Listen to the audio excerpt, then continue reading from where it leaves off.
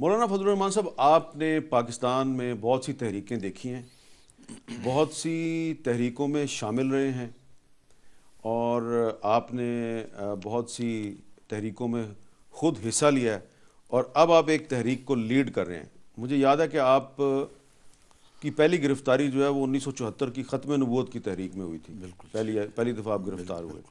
پھر آپ 1977 کی تحریک نظام مصطفیٰ میں پھر گرفتار ہو گئے۔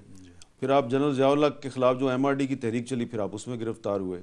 پھر مجھے وہ بھی یاد ہے جب نواز شریف صاحب وزیر اعظم تھے، آپ نے مرد آباد امریکہ تحریک چلائی گئی اور آپ ستمبر میں گرفتار ہوئے اور اکتوبر میں ان کی حکومت چلی گئی تھی۔ لیکن وہ تحریکیں اور آج کی جو اب آپ تحریک چلا رہے ہیں، آپ یہ نہیں سمجھتے کہ حالات مختلف ہیں اور کافی فرق ہے، اور اس وقت کی تحریکوں میں اور آج کی تحریکوں میں آپ یہ نہیں کہہ سکتے کہ وہ تحریکیں کامیاب ہوئی تو یہ بھی کامیاب ہو جائے گی؟ دیکھیے، بنیادی بات یہ ہے کہ حالات تو یقیناً بدلتے ہیں، اور تحریک کا عنوان بھی ایک نہیں رہتا، کیونکہ جس طرح کا صورتحال پیدا ہوتی ہے آپ اسی حوالے کو پھر ایڈریس کرتے ہیں، اور اسی حوالے سے پھر آپ ایک تحریک کا آغاز کرتے ہیں۔ تو جو معروضی صورتحال ہوتی ہے اس کی بنیاد پر تحریک کا اور اس کے مقاصد کا اور اس کے رخ کا تعین کیا جاتا ہے۔ آج جو تحریک ہے اس وقت، اس کا آغاز 26 جولائی 2018 سے ہو چکا تھا جی۔ اور جب میں نے خود تمام سیاسی جماعتوں کے اکابرین سے رابطہ کیا تھا، اور 26 جولائی 2018 سے لے کر ایک ہفتے کے اندر یہ موقف متفقہ طور پر طے کر لیا گیا کہ 25 جولائی کو دھاندلی ہوئی ہے، بدترین دھاندلی ہوئی ہے، ہم اس الیکشن کو تسلیم نہیں کرتے، دوبارہ انتخاب ہونا چاہیے۔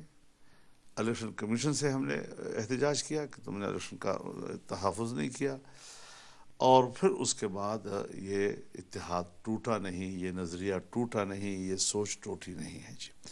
ایک تسلسل کے ساتھ اب تک ہم آ رہے ہیں۔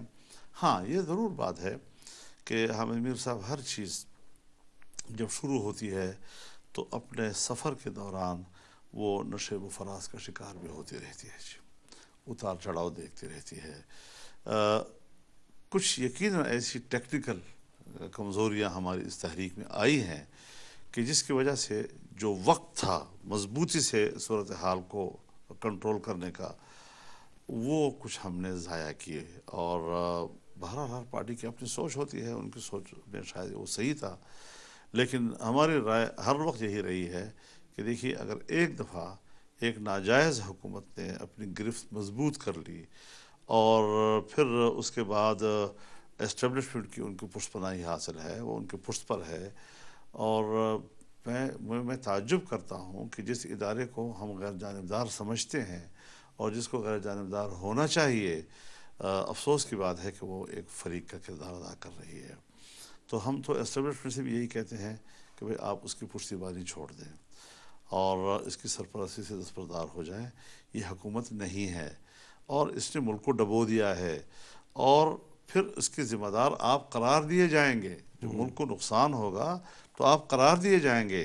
اور یہ میں آپ کو بتا دوں کہ 1971 میں بھی ہم نے غلطی کی، لیکن ہم نے وہ جرم جو ہے وہ سیاستدانوں کے منہ پر ملا، اور آج یہ گزشتہ 5-10 سالوں میں یہ بات سامنے آ رہی ہے کہ اصل ذمہ دار کون تھے جی۔